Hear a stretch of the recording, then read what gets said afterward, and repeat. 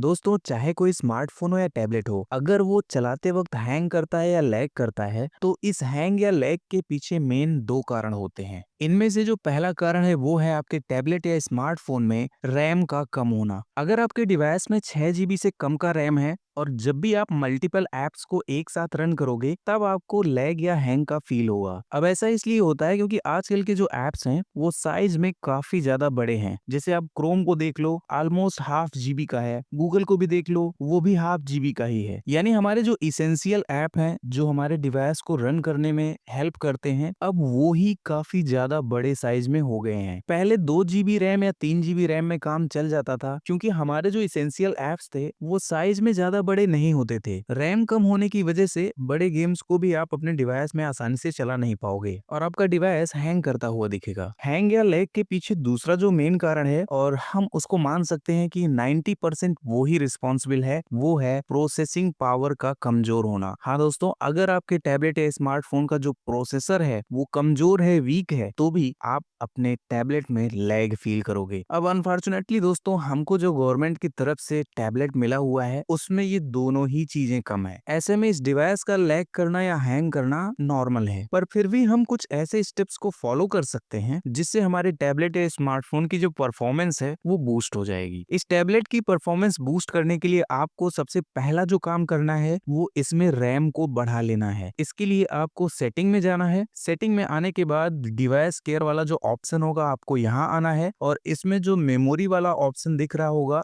इसी पर आपको क्लिक करना है। 1 से 2 सेकंड में ये आपकी मेमोरी को चेक करेगा और आप नीचे आओगे तो यहाँ पे रैम प्लस नाम का एक ऑप्शन आपको दिख रहा होगा, इस पर क्लिक करना। यहाँ क्लिक करने के बाद ये डिफॉल्ट ऑफ मिलेगा, इसको आप ऑन कर लेना। ऑन करने के बाद ये पूछ रहा है आप कितना ज्यादा रैम बढ़ाना चाहते हैं, 2 GB बढ़ाना चाहते हैं या 4 GB। तो मेरे हिसाब से आप इनमें से कोई भी एक चूज कर सकते हैं। अगर आपको ज्यादा इंटरनल स्टोरेज की जरूरत नहीं है तो आप इसको 4 GB पर सेट कर सकते हैं। फिलहाल मैं 2 GB को ही सिलेक्ट रहने देता हूँ और फिर ओके कर देता हूँ। जैसे ही आप ओके करोगे तो यहाँ आपसे बोला जाएगा कि आपको अपने टैबलेट को रीस्टार्ट करना है। सिंपली आप रीस्टार्ट पर क्लिक कर देना और आपका जो टैबलेट है वो रीस्टार्ट हो जाएगा। रीस्टार्ट होने के बाद दोस्तों, आपके टैबलेट का जो रैम है वो 2 GB और बढ़ चुका है। यानी अगर आप अब कोई बड़ा ऐप ओपन करोगे तो वो बिना लैग किए आपके टैबलेट या फोन में ओपन हो जाएगा। दूसरा काम दोस्तों आपको जो करना है वो है इंटरनल स्टोरेज को खाली रखना। अब चूंकि हमें जो स्मार्टफोन या टैबलेट मिला है ना, उसकी जो इंटरनल स्टोरेज है वो या तो 32 GB है या तो 64 GB है, जिसमें से तो काफी ज्यादा स्पेस हमारा सिस्टम ही ले लेता है। आपको जानकर हैरानी होगी दोस्तों कि अगर आपके डिवाइस में इंटरनल स्टोरेज 90% से ऊपर भर गया है तो भी आपका जो डिवाइस है वो लैग करता हुआ आपको दिखेगा। इसलिए इस बात को आप हमेशा ध्यान रखो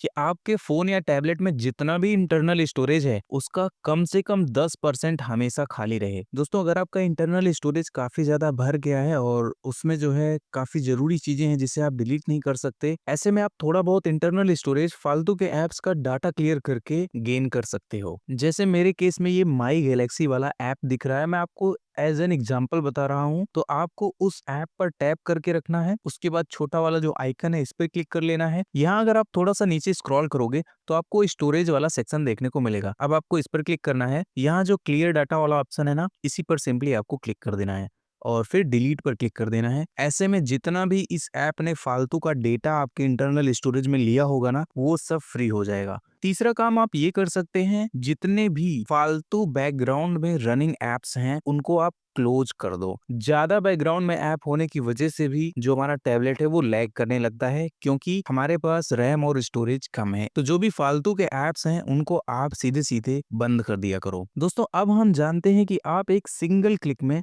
अपने टैबलेट या स्मार्टफोन की जो परफॉर्मेंस है उसको कैसे बूस्ट कर सकते हो। इसके लिए आपको अपने टैबलेट या स्मार्टफोन की होम स्क्रीन पे ऐसे टैप करके रखना है। यहाँ आपको 3 ऑप्शन दिखेंगे, वॉलपेपर एंड स्टाइल का, विजेट का और सेटिंग का। इसमें से ये बीच वाला जो विजेट का ऑप्शन है आपको इसी पर क्लिक करना है। यहाँ क्लिक करने के बाद आपको नीचे आना है, डिवाइस केयर वाले ऑप्शन पे दिख रहा होगा, इस पर क्लिक करना और यहाँ से ये जो ऑप्टिमाइजेशन वाला विजेट आपको दिख रहा है, आप इन दोनों में से कोई भी यूज कर सकते हो।